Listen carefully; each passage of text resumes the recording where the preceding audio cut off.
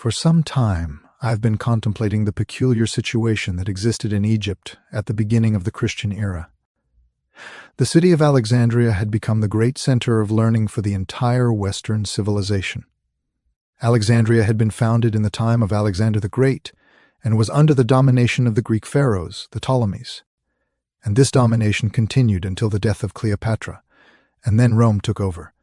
But the tremendous interest in Alexandria developed around the almost incomparable amassment of knowledge that was assembled there.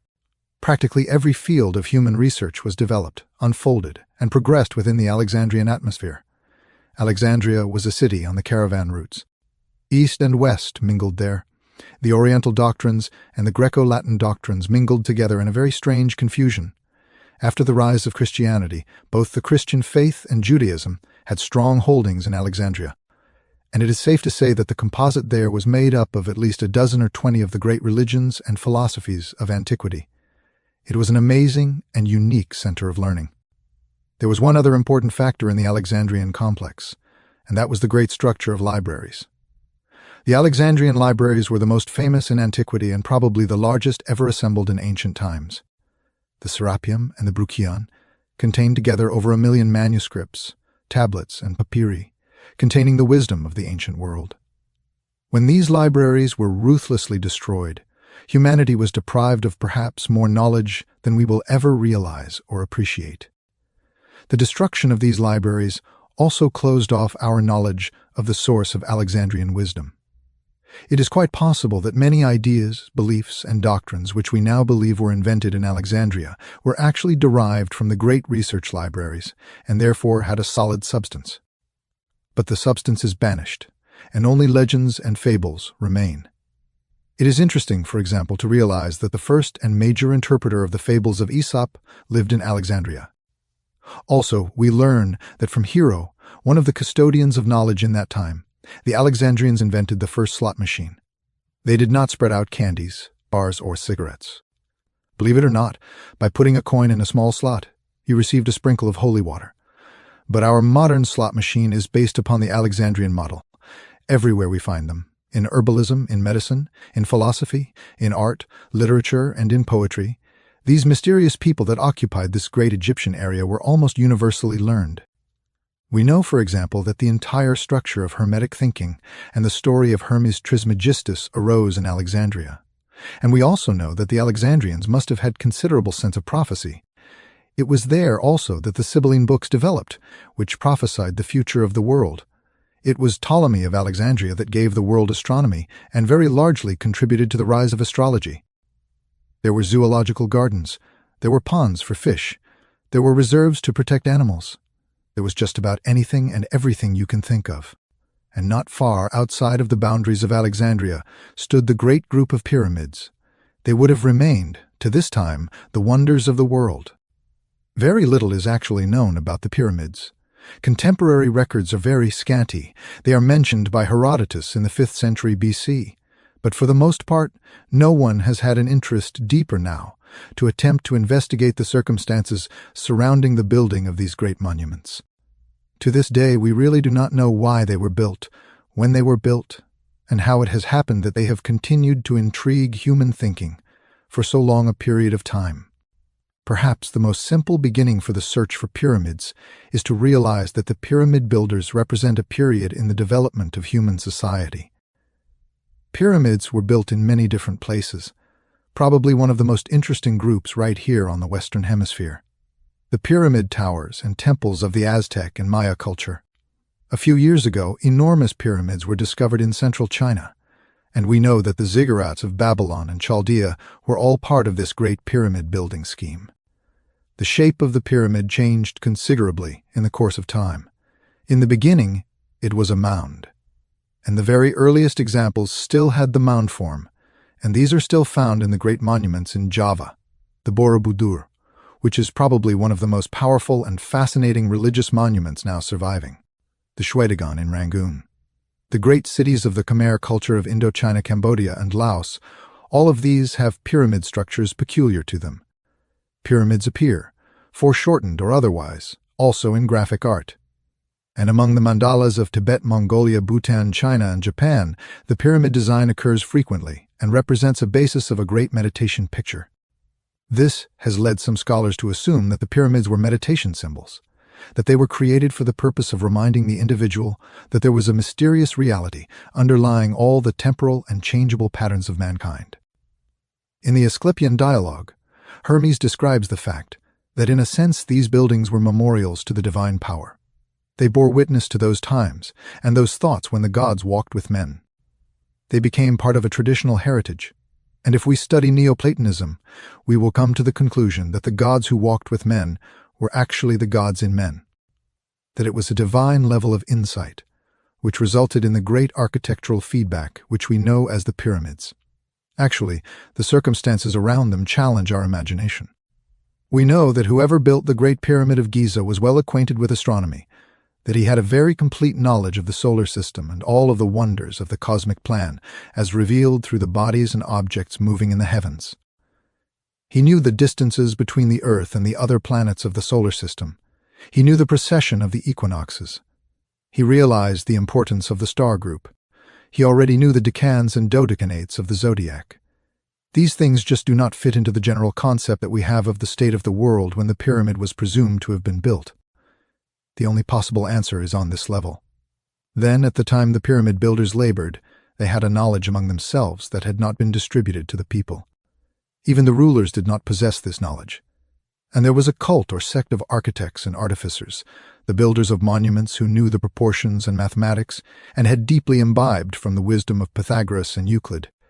But even this isn't a complete explanation, for it is almost impossible to determine how this tremendous job was done. The idea that we have is far too trite. They thought that perhaps they were simply built as a result of slave labor in Egypt will not hold water. It is simply not sufficient. The amount of work that is involved in those monuments simply transcends imagination. Also, they require a skill and a group of instrumental aids which we do not believe that antiquity possessed. So a great many persons long ago in Alexandria, and more recently right here now, have fallen back upon this supernatural hypothesis. But we can't imagine how a thing was done. We begin to believe that it must have been done by magic or some supernatural power or force. The Chinese have long believed that their Great Wall was built by the gods. They did not believe that any human being could build it. And it is only natural when we come into the presence of something that transcends our own abilities that we begin to wonder whether some strange esoteric means was involved. As in the case of the statues on Easter Island and many other such unsolved mysteries of antiquity. To fall back upon this supernatural theory is comforting to a degree, but it can lead us into serious complications. Because we know that the Egyptians and other nations of that period were esotericists, we know that they had a knowledge of natural law far ahead of their time, and they had a responsibility for the use of natural law far ahead of our time. These people had a deep appreciation for the immensity and integrity of the universal plan. They had already discovered thousands of years ago that you cannot break natural law without suffering. They had never developed that strange type of egotism which impels us often to assume that God is depending upon us to take care of his purposes and plans. They did not think this. They realized or believed that they were the servants of an infinite reality. Now, in the development of Neo-Alexandrian mysticism, we have an interesting point that is brought out by Plotinus and Proclus, namely, that mysticism, which is an internalization of faculties and which releases certain esoteric forces within the person very often, in fact, almost always also gives rise to a less fortunate situation, and that is psychic phenomena. The mystic is more inclined than anyone else to believe in the psychic factors of life. And because these are inconstant, and because most of them arise within the imagination of individuals, psychism leads to difficulties, even while mysticism leads to spiritual attainment. They are not the same thing. The pyramid as it stands today, there is, of course, the largest and most important of several groups of similar buildings, scattered around through Egypt and other parts of North Africa. For all intents and purposes, we are told that in the year 820 AD, the Caliph al-Mamun of Baghdad brought a large number of workmen to Egypt to explore the Great Pyramid. The reason he did this was because there was a legend to the effect that the pyramid had been built by mysterious giants called the Shaddai, that they had buried within the pyramid a great treasure and had guarded it with demons and monsters and all kinds of supernatural forces. Al-Mamun wanted to study this for himself, and he also was very anxious to get hold of that treasure, which was presumably somewhere within the pyramid. In order to gain his end, this son of the faithful brought with him workmen from Baghdad. These workmen were good Muslims, and were also honest and faithful servants of the Caliph, but likewise they had been induced to hope that if the treasure was found, they would benefit also. In fact, they had been assured that such would be the case. And one day, in the early 9th century, the Caliph al-Ma'mun stood at the base of the Great Pyramid. It was one shining surface. All of the capping stones were in place. There was no mark or opening anywhere on any of the four sides. It was so perfectly covered that it reflected the sun like a mirror. On all of the sides of the southeast and west glistened and gleamed with the light of the sun, and only the north side was silent and dark. Ma'mun was completely overwhelmed by this structure.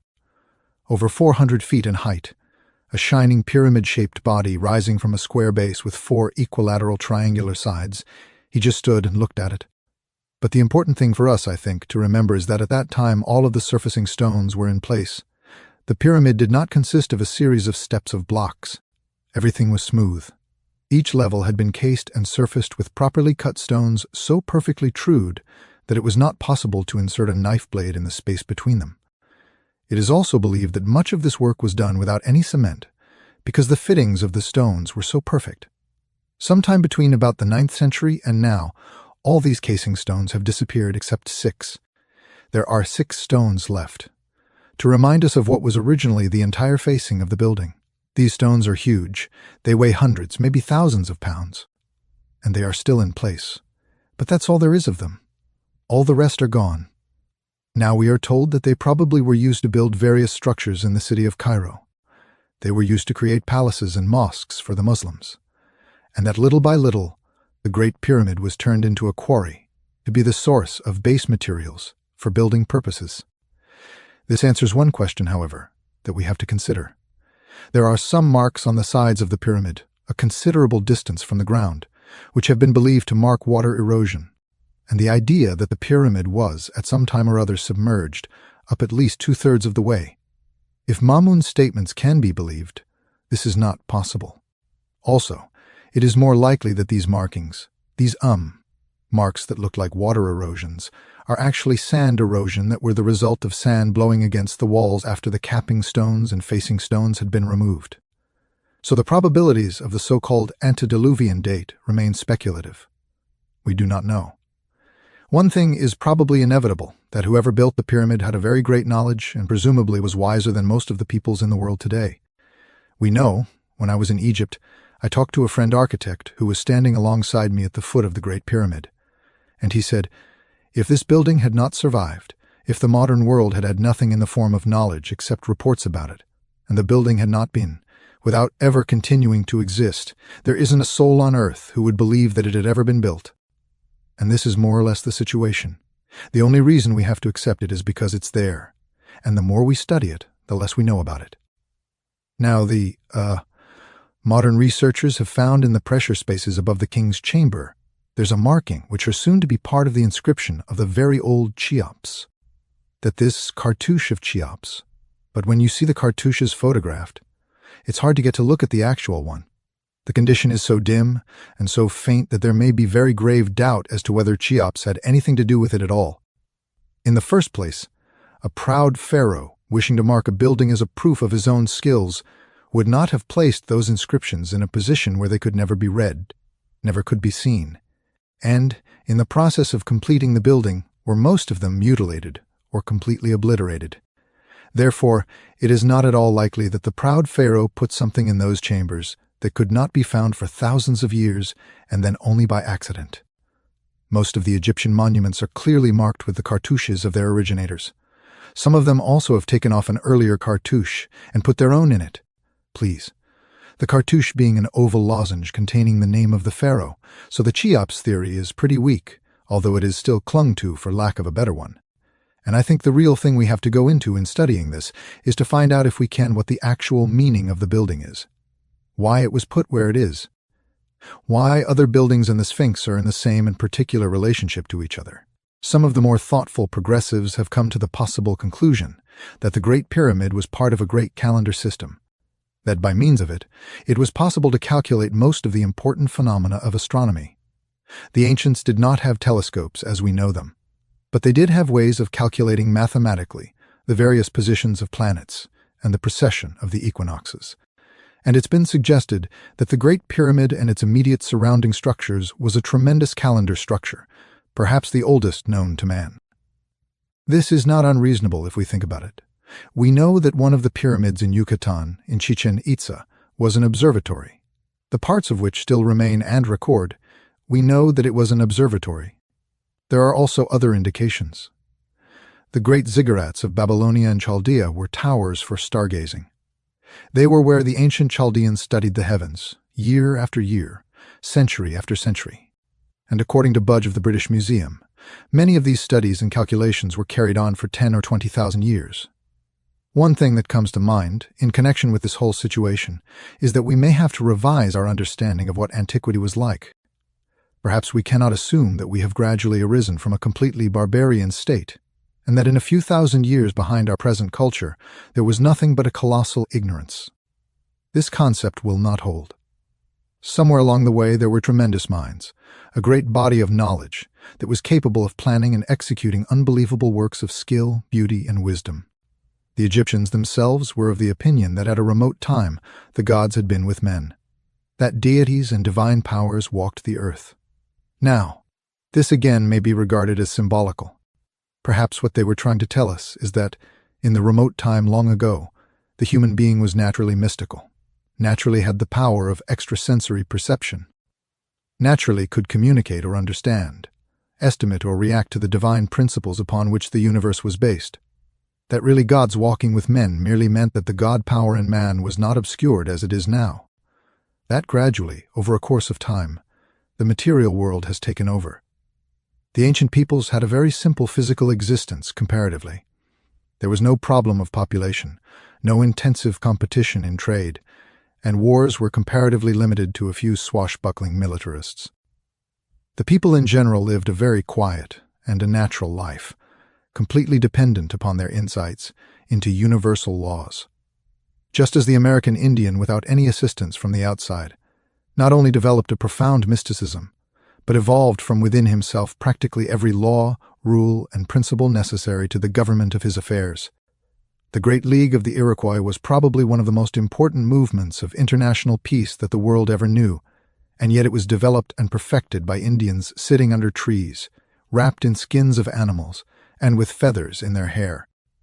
And yet these people intuitively and internally had a tremendous depth of insight. This depth of insight has been lost as the result of the individual being subjected to continual external conditioning. He is taught from childhood not to think for himself, not to search within himself for the answers to his problems, but to read them out of books, and have them conferred upon him by physical educational processes. As a result of that, he has lost the power of direct contact with realities. His new philosophy, if you could call it such, is built entirely upon the opinions of his contemporaries, and the interpretations by these contemporaries of earlier documents and beliefs. If we assume that the individual was a source of almost complete knowledge, that he had the skills and the abilities to intuit nearly everything necessary to his own survival, it is then quite probable that we are gradually going to learn that the leaders of this intuitive procedure were parts of a great sacerdotal group. You might be willing to call them the mysterious sages, the wise men of ancient times, the first ones of the earth who knew, and the giants of mind and thought who were upon the earth in those days. In any event, however, there was undoubtedly a tradition that descended into Egypt from a still earlier source, a tradition based upon an internal development of spiritual resources, a development which went back, perhaps, to India or to one of the ancient civilizations that have now vanished away. But by 4,000 or 5,000 or even 10,000 billion C, there was a great knowledge in the hands, or in the keeping of a few persons. And these few persons more or less set up the system of mysteries which operated in Egypt, Greece, and the Roman Empire. Now in this also, I think it is very important to bear in mind that the initiate system, which was the prevailing system in Egypt at that time, was based upon one tremendous point, a point which we have lost, a point which we have never really attempted to restore, but about which we have given considerable thought and consideration. The purposes of the mysteries, according to such initiates as Plotinus, Proclus, Iamblichus, Ammonius Saccas, and others, was very simple, that the individual should learn factually, truly, beyond question, beyond doubt, through personal experience, that death is an illusion, that immortality is the summit of man's problem, that the ancients not only believed in it, but kept this belief in secret. However, they developed a science by means of which they could communicate the fact, example, and circumstance of death directly to another person. In other words, the initiates of the mysteries, according to the old concepts, were persons who had lived, died, and been born again in this world. In order to accomplish this, there was an elaborate ritual system. Because upon the concept of immortality was built the entire problem of an enduring material culture in this world. If immortality was demonstrable beyond question, not the result of communication, not because certain famous persons had believed it, not because we wanted to believe it, or because it was written in sacred books, or anything of that nature, but because the individual who believed it had died, passed through the experience, and come back to life. This was the burden of the mystery system, to prove conclusively that death was not the end of anything. Cicero marks this in his discussion of his relationships with life. Marcus Aurelius refers to it, but he refers to it as something, not something believed, something that could not be denied because it had been an actual experience in the life of the believer. Thus, in the mystery system and the Egyptian, which we are interested in at the moment particularly, the Book of the Dead, which is a misnomer, part of the same type of misnomer that afflicts us in many other ways. The Book of the Dead, so called, the Egyptian name for which was not the Book of the Dead, but the Book of the Coming Forth by Day and of the Opening of the Mouth. This was the famous name in ancient times for such great papyri as are in the Museum of the British Museum, of the Papyrus of Ani and the Papyrus of Anhai. These were great examples of the dead coming back to life through the mysteries. Therefore, the ancient philosophy of life was built upon an eternality of life. It was built upon the fact that the individual was for everlastingness, that he would go on. There was no end to it. There was no one converting people to this. There was no one preaching it or teaching it. In the mysteries, the candidate went through it himself as an actual fact. And as Apuleius tells us in the Metamorphoses, the initiate in the temple tread upon the threshold of Persephone, that is, the underworld, and beheld the spirits. He went into the realm of death and returned again. Eugene O'Neill's play, Lazarus Laughed, is built upon this theme and is derived very largely from the ancient teachings. In the play, Lazarus, as has been raised from the dead by Christ, lived on for a time and was finally persecuted in Rome by the Emperor Caligula. And finally Caligula threatened Lazarus with death, and Lazarus laughed at him. The man who had died laughed at the man who thought he could kill anything. And this was the burden of the mystery, that the individual who knew not because he could believe or have faith, but because through the right ceremonies and esoteric practices of the temple, he lived through it and came through alive and came out of darkness into light, knew as a certainty beyond question that there was no death. Now we don't realize, perhaps, how important this point would be in the modeling of civilization. We do not realize how oppressive the concept of death is, and how the punishments of the dead in the theological systems, how they may torture or terrify the person. The main point was to establish the reality of survival and its associated beliefs, the consciousness or concept of rebirth. Rebirth was simply immortality, spaced out. It was a part of the everlasting ever-livingness of everything that exists. The ancients, therefore, had very little fear of death. And something of the form of a mystical experience of this probably influenced the Christian martyrs in the Circus Maximus in Rome, when they died for their faith. There was something about it all that transformed a life of fear into a life of certainty. It also removed the dynamic importance of material existence and represented it in this world as merely the antechamber to eternity itself. Now, Hermes and several of the others and people of the Alexandrian period like to consider the Great Pyramid as the tomb of Hermes. It is so referred to by the Neoplatonic Alexandrian mystics who had quite a good insight into this particular problem. It was not a tomb for a dead pharaoh. It was a symbol of the gateway to the other world, and the way to return to it again. This initiation rite was undoubtedly sustained by the use of esoteric skills and powers that we know very little about at the present time. But it was believed that it was the tomb of wisdom, the house of the hidden places, the mysterious structure which in a sense was a monument to eternity standing upon the earth, pointing upward with a continuing point so that everything below verges toward the top. And it was like a finger reaching up into immortality, The word pyramid itself is derived from pyr, meaning fire. Therefore, the building was flame-shaped, and in the times when the stones were all in place, it glistened like a glowing flame with its mysterious point upward. Also, it was a marker. In the Bible, it is probably the monument that was set up in Egypt, according to the Old Testament. In any event, the Neoplatonists and those of that period thought of it, likened it to a house of the second birth, the house where the individual who was born burst into this world.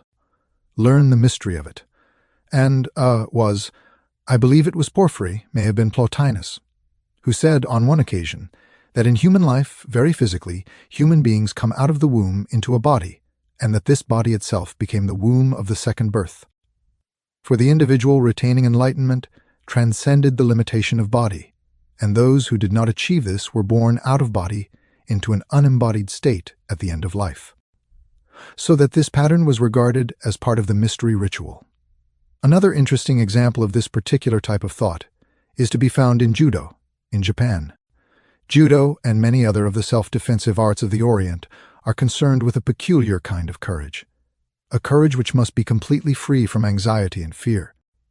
If the fear exists, the individual is weakened by the rise of a terror within himself, and therefore usually comes to disaster in his own day and in his own way.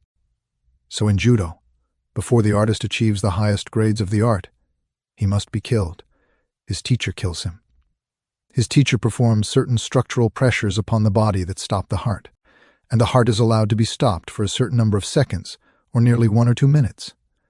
Then the master resuscitates the disciple by pressure upon other parts of the body, according to the higher grades of Judo, and in this case, the person who has been killed lives again, remembers and knows what happened to him, and realizes that his fear of death was ungrounded, that the fear of transition, which might make him a coward in this world, was simply an illusion of his own mind, that actually transition was just as normal, natural, and reasonable as any other aspect of life, and that there was no interruption. The individual never ceased to be an immortal being, whether in body or out of it. Now the Egyptians apparently built on this very, very strongly. So did the Hindus. They felt or realized the tremendous significance of this realization, that there was no termination, that there was no end, that the labors of a life were never lost, and that the achievements of a life were forever necessary, that the individual who had an idea that his virtues might go to oblivion with him was wrong, and the one who believed that his vices would go to oblivion with him, he also is wrong. There is an interruption of place, but not of state. There is an interruption in the sequence of relationships between the individual and the material body, but no interruption in the continuity of the life within that body. Thus, materialism, which has become more or less prevalent in our time, can be held responsible for a very large amount of the unfortunate pressure that bothers us today. Materialism sustains crime, helps to build a constant fear, making the individual highly materialistic because he knows no other outlet, and little by little, the world comes to be afraid of life, afraid of the existence in which it passes its days here in the world.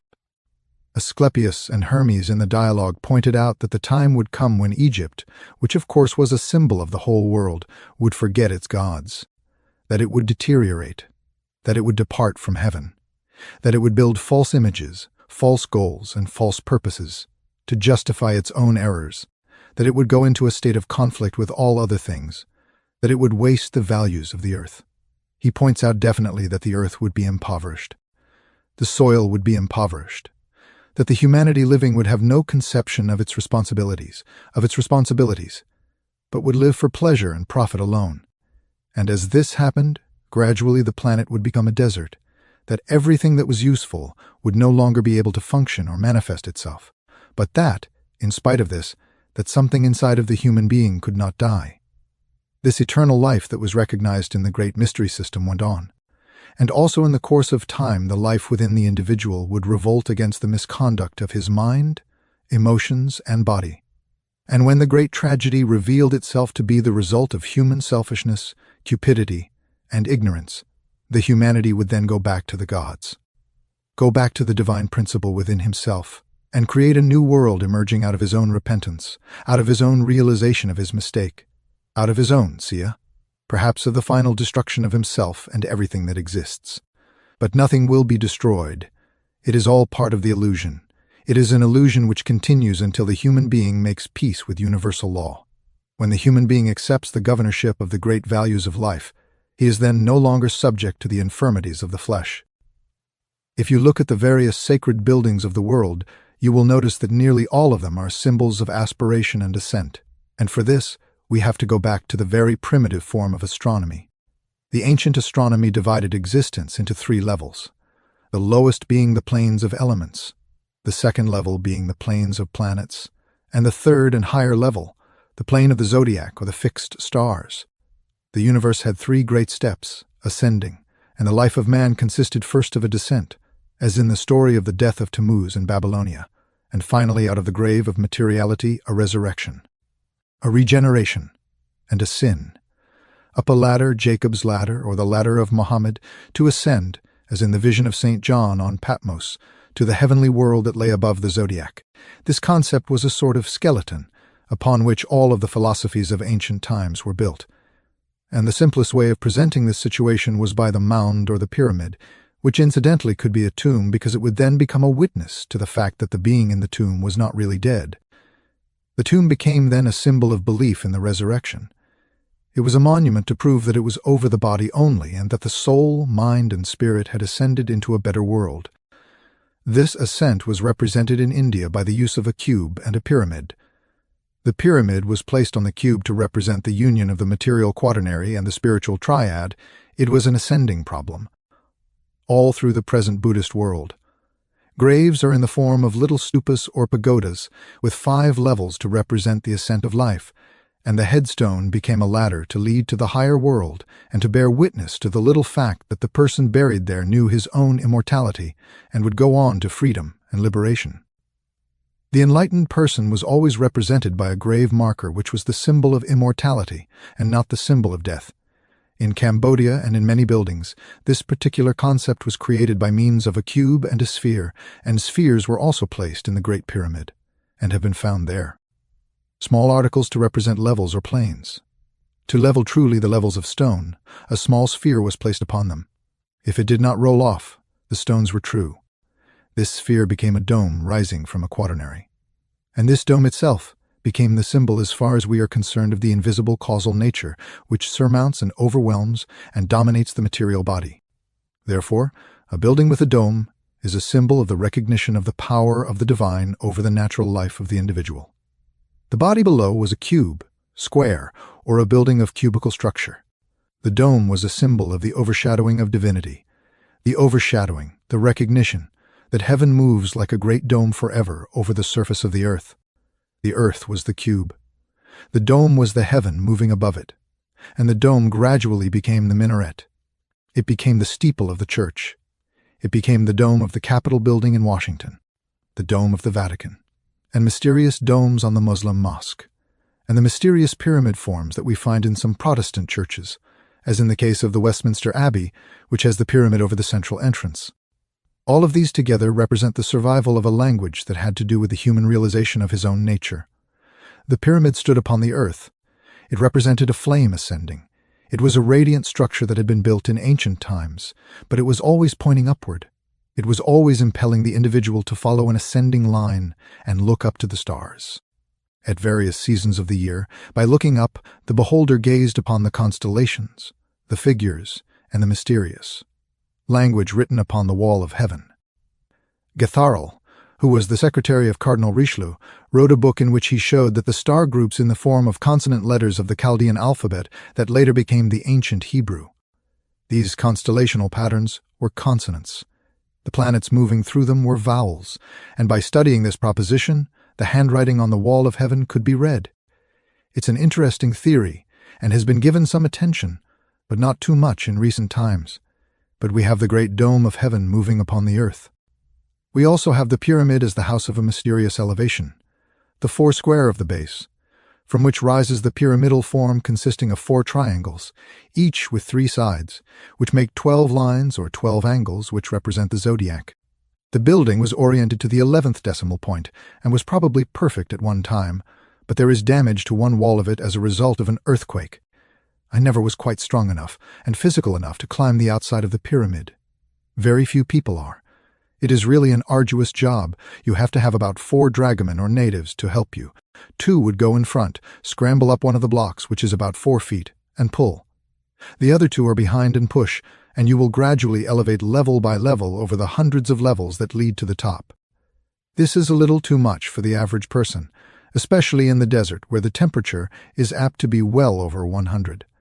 But I did go through all of the interior rooms, the king's chamber and the queen's chamber, and as far as we could get in the grand passageways leading downward. One thing was very evident and has been discovered, and that is that the inside of the pyramid, the temperature, is the mean temperature of the earth. For the average person, it is colder than Christmas. It is a constant chill, and it is a dead chill. There is no modifying circumstance, and many persons who come out of the pyramid into the heat of the sun have very serious colds and occasionally pneumonia. But this peculiar deadness inside was probably put there or achieved for a purpose. It was probably in this deadness that the transcendent or suspension of life in the ceremony of the coming forth by day was performed. The individual was in the tomb. He was attended by the priest. He was dead. And like the prodigal son whose father said, "My son was dead, but he is alive again." Humanity was the prodigal son. There were 2 ways of growing in this world. One was to grow slowly by cause and effect and by the labors of living. The world itself became a great temple in which initiation took place over a period of hundreds of lives. But to the ancients there was a wise man's way, and this wise man's way was to pass through by conscious intent and by purification the mystery of the whole cycle in one embodiment. Now one might say this would be the simple way, and I know a lot of metaphysicians at the present time who can hardly wait for that one embodiment that's going to do it all. But most of them have forgotten something, namely that this one embodiment means that everything accomplished in hundreds of lives must be accomplished in that one embodiment. It's not just a shortcut. It is a gathering up and intensifying the process of human regeneration. It means that the person must attain to a state by discipline, by dedication, and in accordance with universal law that qualifies him to receive this very important ritual. And after he has received the ritual, after he has had the experience, he is not released from responsibility but brought into the presence of a greater responsibility. Having become, as Apuleius points out, a citizen of 2 worlds, the individual must act accordingly. He also learns from certain experiences along the way what he can't do and what he can do. He learns, for example, that if he is interested primarily in his own security, he has already failed. It is not a case of where he is doing this to become nobler, more enlightened, more successful than other people. He is doing it for one purpose only, that he can be a better servant of the infinite. The ritual produces dedicated disciples of wisdom, not satisfied people who sit back and try to nurse their own intelligence. It is a case in which every step carries with it a heavy burden of duty, and that the final achievement requires the complete abnegation of personal self-interest, a complete overcoming of the problems of egoism and egotism. Otherwise, all is lost. Furthermore, there can be no backsliding, because the individual must reach a state of certainty before this enlightenment is given that makes it utterly and completely impossible to backslide. He cannot get it and then fail and turn from it. If he turns from it, it means he never had it. If he fails himself. He cannot fail the infinite, so that the rituals of the initiations of those times are very, very severe. There is an account that Thomas Taylor is said to have found in the records of the British Museum, although no proof is available of it. It is interesting, at least, namely that Plato was initiated in the Great Pyramid, and it was there that he received his own final enlightenment. But this presents another problem. If he was initiated in the Great Pyramid in the 4th century BC, how did he get in? All those capstones were in place. Everything was closed. The answer would appear to be that there must be other entrances. There must be some other way of getting into the building. When Mamun, the Caliph of Baghdad, was fiddling with the pyramid, trying to get into it, it occurred to him that his native followers would probably be pretty unhappy and might very well turn against him when they found there were no treasures in there to reward them for their efforts, because when they got in there, the building was empty. There was no mummy, there was no body of a previous pharaoh, although the walls had not been disturbed. And that makes it seem very unlikely that it was a tomb primarily. But one of his natives, one of Mamun's natives, while fussing around in the excavation, suddenly disappeared, and later appeared out in the desert half mad. This seems to suggest that there was some way in or out of the building. The wall or cliff upon which the pyramid was built has been carefully studied. There is no opening that has been found. The Sphinx has been pierced with rods throughout its entire body, but no openings have been found within it. And it, of course, was. The Sphinx was a living outcropping of rock. It was not built. The only thing that was built were the front paws. In other words, if it was true, did the initiation ceremony take place when the person was voluntarily out of the physical body? The ancient priests were able to function out of the body. This, there can be no reasonable doubt, and it is also mentioned in a number of early Christian reports, namely that it was possible for the invisible bodies of the individual to be separated from the visible without a loss of consciousness or a loss of intelligence, and that the invisible body could travel to distant places and could have various experiences. And many people believe this is a comparatively common happening in sleep, that the individual is not actually asleep spiritually, only physically, and that the superphysical vehicles are just as busy while he is asleep as when he is awake. But regardless of this particular point, it is possible that the initiations of the pyramid were given while the candidate was out of the physical body. If so, then there would be no problem. The difficulty of getting into the building is another issue. The superphysical vehicles could go through very easily.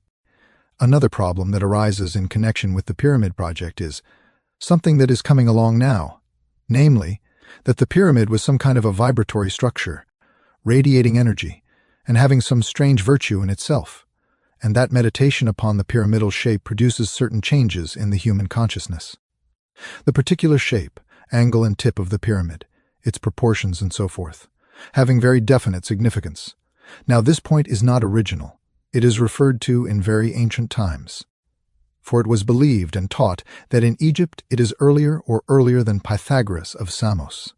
That is the 6th century BC. The Egyptians represented their deities by symmetrical geometric solids, and that in the temples, the 5 perfect solids were used to represent the principal deities, that each of them, with a different shape, a different proportion, and a different arrangement, represented one of the deities, and that, most important of all, the contemplation of these forms. Hence, meaning that the contemplation of the symmetric solid could heal disease, could expand consciousness, could relieve the mind of distress, and could calm the emotions. Each of these forms then was, in a sense, therapeutic, because perfect harmony is always therapeutic. If music, as harmony, can improve health, then we may say that the harmonic solids are a form of music captured in material like metal. Yeah, stone, all crystals, and have the same effect as music, color, or any other therapeutic factor. Form and shape exercise a spiritual authority over the individual. Now, this was known to the Chinese, or at least believed by them, and we find traces of this in the I Ching. Most of all, however, we find in the Orient the painting and scenery. Beautiful, symbolic design. Mandalas were particularly important in releasing the individual from the negative moods of life, that he was able to contemplate more fully, and by relaxing could take harmony into himself. One of the problems we face today is the constant pressure of inharmony. We live in a world in which very little is the way we wish it was. We are all constantly under the pressure, worry, anxiety, fear, despondency, irritation, aggravation. These things press in upon us all the time. We are also afflicted by the very appearance of our civilization. There is nothing more depressing than the average city. And there are very few things much more depressing than the average house, because people simply have not the insight or the understanding to build structures suitable to the release of their own consciousness. The individual concerned only with physical comfort may live in an environment which makes his spiritual nature completely uncomfortable. Also, public buildings now no longer have their foundation in the Dionysian artifices of old, who built buildings according to the laws of the gods and the geometry of nature. Today we build them largely to look like blocks of ice, because that is the cheapest way to put them together. They cost millions as it is, but they have nothing. There is no warmth. There is no real beauty.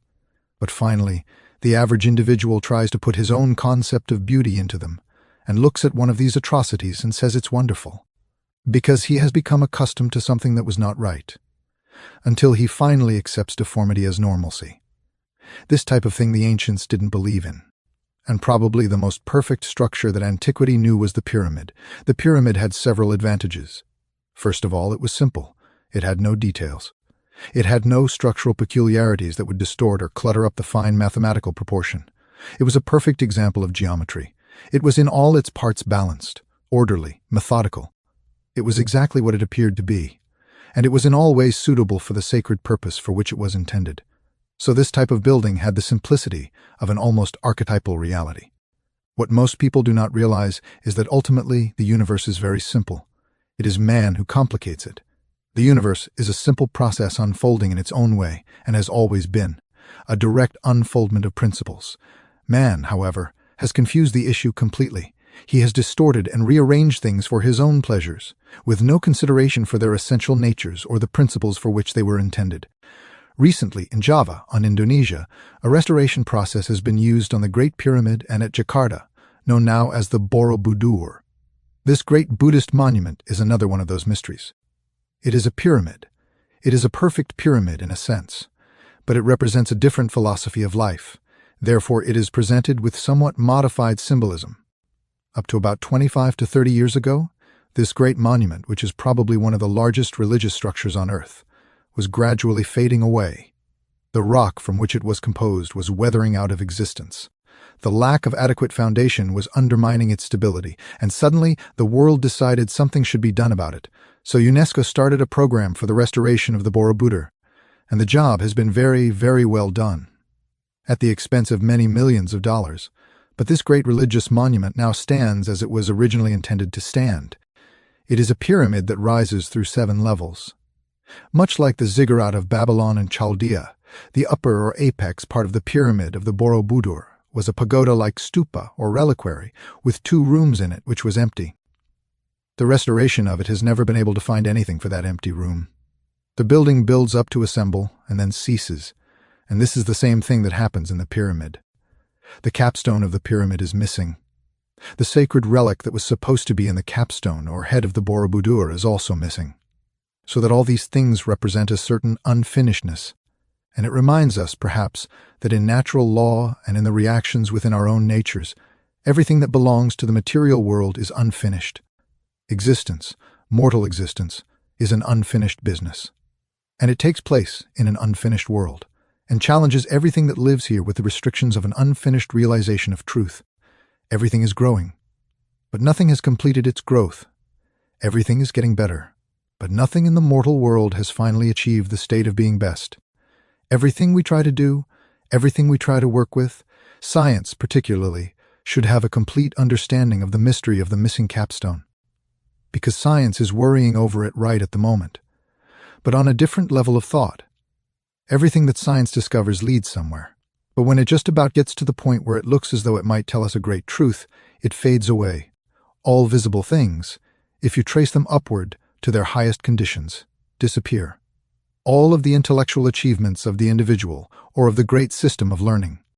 This ascends from one level of genius to another, but the supreme genius has never been reached. The supreme answer to the problem of life has never been reached. All that we have for these particular conclusions is our own inward realization. So the formula is rather simple. We can build everything on the outside up to a point, but to complete it, we must call entirely upon the inside. It is our own inner life that must perfect every structure that is formed in the material world. The answer to everything lies in ourselves. We can read books up to a certain point. We can use laboratory experiments up to a certain point.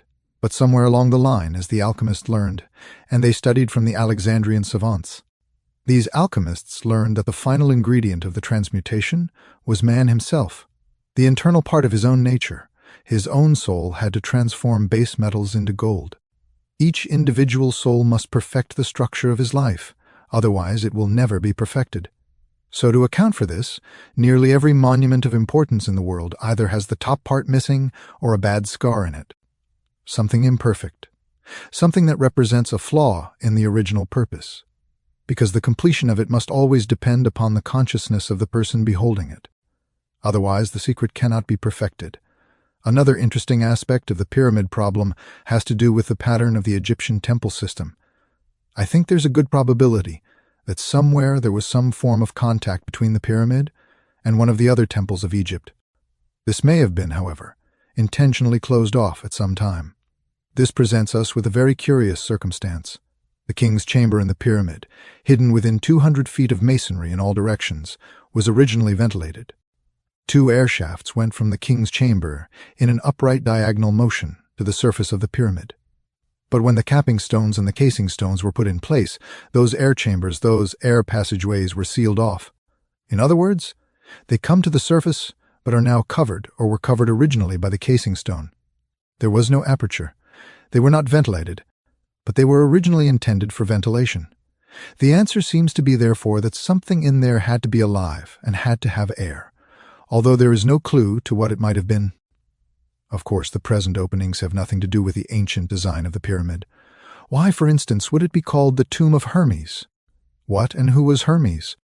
Hermes was the Greek form of the deity Mercury, and the Egyptian form of Mercury and Hermes were Thoth, the god of the writing tablet. Hermes was a symbol of the universal mind, because it was said of him in his own day, whenever that was, because he is probably also a symbol invented by the Alexandrian esotericists. He is not known prior to the rise of Alexandria. What was it that he was the author? Of 10,000 books? And some of the old stories tell us that he was the author of every book that was ever written in the world. Well, the implication is pretty obvious, namely that he has to represent the power of mind, which is the author of all things. Therefore, Hermes is universal mind. He is the universal mind that may have been symbolically buried in the Great Pyramid, which is supposed to have been his tomb. Not a very old one, but the universal mind itself, which in turn might point out the idea of a universal symbolism. That the secret of the mind was built into the structure of the pyramid, and therefore the investigation of the pyramid could ultimately lead to the discovery of the nature of mind. In any event, however, Hermes is the author of all the books in the world, became in a sense at least the symbol of the great esoteric schools. He became the scribe of the gods, the interpreter of heaven. He attended the psychostasia, or the weighing of the soul of the dead, in the great Egyptian mortuary papyri and paintings. And Budge, and also Breasted of Chicago, were perfectly aware that the Book of the Dead was a symbolic document, and that the symbolism of the death and resurrection of the soul in that book was based upon the rituals of the mystery. Here we have a parallel, therefore, that we have to consider, namely that in the old papyri, the tomb of the deceased person was nearly always portrayed as a pyramid. It was a pyramid upon a square base, and the opening of the base was in the bottom, not on the pyramid top, it in the square base. Therefore, the implication could be that there was an opening in the pyramid below the level of its foundation. But in any event, this ritual was the story of the soul's journey into the afterlife, and it was a very complicated story in the Egyptian mythology. But it all was condensed into a fraction of its original length in a ritual performed by the Egyptian priests. Breasted told me that he was perfectly aware that it was a ritual when he translated these papyri, and this ritual was the ritual of coming forth by day. Those who die, the ordinary death, go forth by night according to the Egyptians, and they wander in a kind of darkness of uncertainty. They wander through a universe that is benign, wonderful, loving, but like an infant, they have no memory or no conscious thought of where they're going. So those of that type who just simply die as they have lived, asleep as to reality, who have never improved themselves by any conscious effort. These are the little ones. They're not evil. They're not doomed for perdition. Their mistakes will not prevent them from growing, but they are still unable to come forth by day, which means they cannot come forth consciously. They cannot come forth lighted by their own inner light. So they are the ones who must wait or must go to the Amenti, the Amentet or Elysian fields being the paradise of Egypt. The soul of the Egyptian who died went on into the other world and did what he did here. There's the story, of course, of the moneylender who died in Egypt in the old days. He was a good man. He was honest in his money lending. He never cheated anybody. He was very sincere, but he had no knowledge of anything but money lending. So when he died, they gave him a table and some small change and told him to keep right on going. So he kept on borrowing on Monday as it goes. He lent money to spirits that did not exist except in himself and received interest on them, and lived very happily, enjoying the life he was familiar with. And this he would continue to do until he was brought back into embodiment. And then gradually, little by little, he would outgrow it. But there was no force in it. There was no evil in it. There was nothing terrible that was going to happen to him. He was going to be very happy because he was a good man. Virtue rewards with happiness in the afterlife. It may not result in illumination because the average person who passes on will not be happy with illumination. He will be happy only with the things that are familiar to him. The way of life he has always known is what will make him happy. But after the initiation rites have been performed, the individual comes forth by day. He realizes his place in the plan. He realizes what is next for him. He realizes that going into this larger life is an opportunity to correct all failings of his own thinking. They will come closer and closer to the eternal truth, which is the source of his ultimate union with deity. So by coming forth by day, he comes consciously into the afterlife, fully equipped to face its mysteries, fully equipped to adjust to its circumstances, and already able, at least dimly, to perceive the face of the great God that hides behind the veil. And in Egypt, I think the Egyptians believed that the Great Pyramid was the symbol of the state of consciousness, the state of the internal life of the individual, which, in perfect mathematical order and harmony, comes forth out of the body in the light, and is led by the master of the secret house into the presence of the great God, where he receives this, the Ankh scepter, the symbol of everlasting life. Everlasting life is not the fact that we live forever, but we do that whether we know it or not. But everlasting life is to know it, to realize it, to understand it, not to doubt or to fear. We have a life, as the Egyptians said, unto everlastingness. But only those who have attained a certain inward light know for certain that which others hope. And as one of the Roman philosophers said, wisdom brings knowledge to those who have hope, and brings perfect understanding to those who have lived in a certain optimism, but not certainty, of that which is to come. But the mysteries may put the whole universe in order. They put the individual in order. They made everything as it was and as it should be. And the pyramid, according to the Egyptians, was a testimony set up under the directions of deities and their architects and artisans, so that all men might know that forever and ever the great light, the great good, and the flame of aspiration would burn in man. And as long as it burns in man, it will burn in the world. But if it goes out in man, it goes out forever. So the wisdom of the ancients was to continually introduce and initiate the worthy into the real purpose of the plan, to help them to understand the great dignity of life, the great value and virtue of obedience to law, and that forever the pact between heaven and earth was sealed by the symbolism of the pyramid. This is what the Alexandrians worked out and thought about it, and I think it comes rather close to the facts of the matter. Well, I guess that's all for today.